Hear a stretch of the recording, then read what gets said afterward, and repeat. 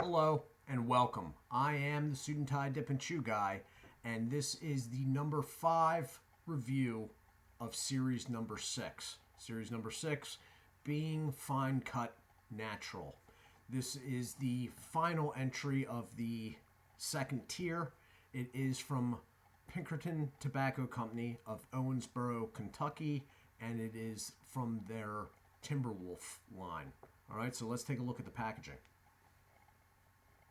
So that is a sticker on a Pinkerton silver plastic lid.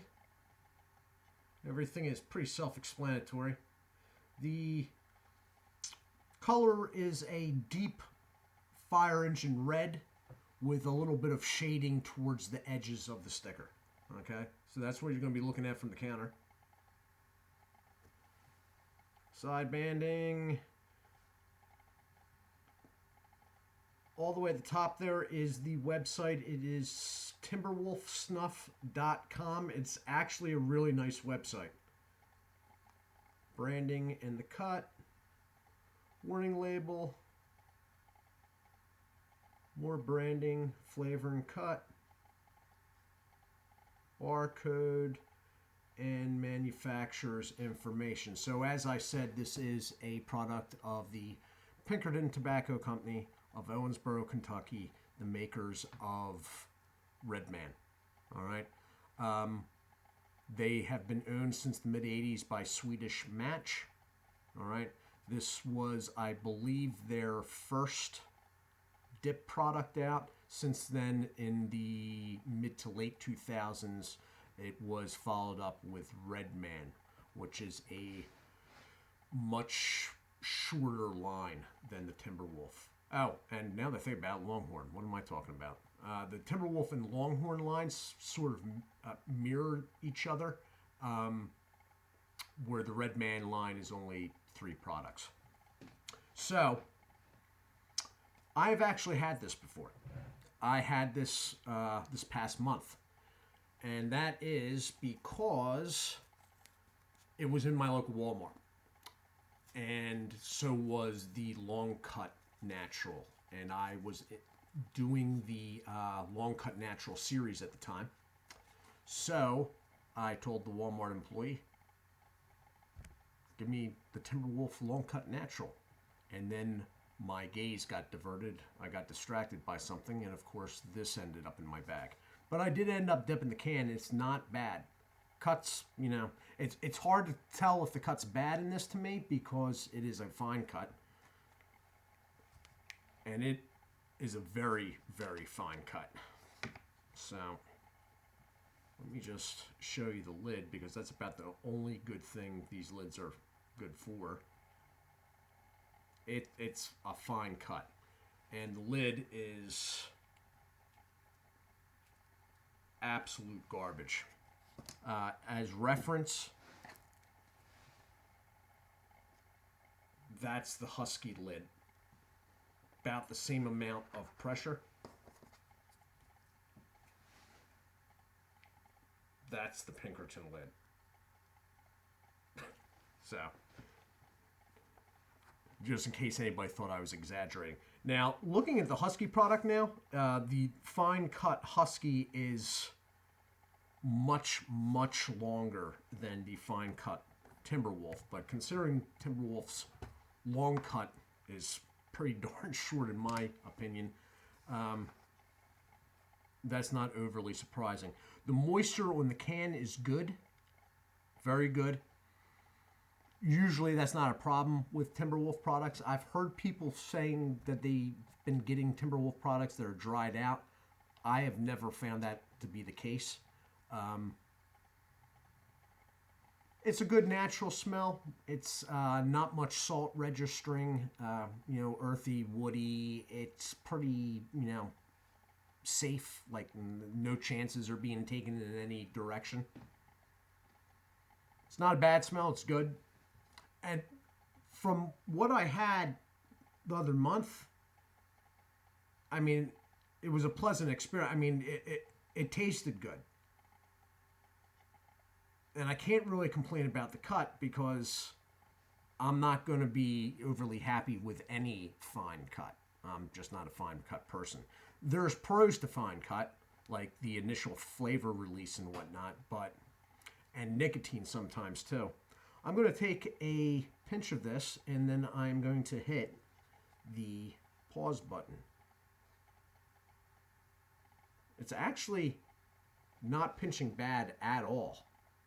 Now, I do have that backed with a third finger, which I am not going to remove to show you, but it's pretty good, actually. Hold on for a second. Not bad at all. Desk is pretty much in one piece. I'll be back. And I am back. Okay. So, it is as it was when I had it last month. It's pretty good. Flavor-wise, it's good. It's not overly salty. There is definite salt present. It's a good tasting natural. Nicotine is there. I'm actually getting a tingle from this. Now, I'm thinking I've been dipping up front all day and I moved this around the side. That's probably why. But, I mean, it's still nicotine absorption. I mean, there's no wintergreen present in this or anything, so there's no mint. Juices up pretty well, which is somewhat impressive to me right now because I've been dry the last number of days, like really dry, to the point where I've actually had to make a point of taking in more fluids because I was worried I was getting sick or something. The packaging is crap. It's absolute garbage. Now, they have the warning label on the sideband because there is nothing but a code in yellow pinpoint ink on the back, which offhand I do not know the meaning of, but the product was moist enough. So, I mean, if it was to be a couple weeks out of date, it's not a problem. To me, this stuff doesn't really go bad. Only thing that can happen to it, in my opinion, is that it can dry out. And, of course, the flavor will change and whatnot if it does. But really, if I get stuff that I really like and it is dry or I accidentally let it dry out, I usually take the water dropper and add 10 milliliters of water and reconstitute, let it sit in the fridge overnight.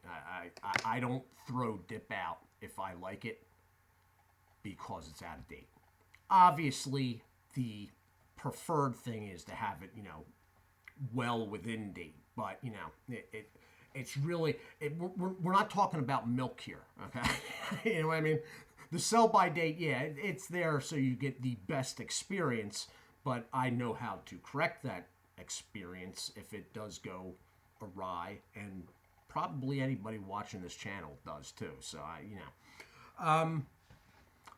the lid, I don't know if I've mentioned this before, but they have a very, very nice website. I haven't been over there recently.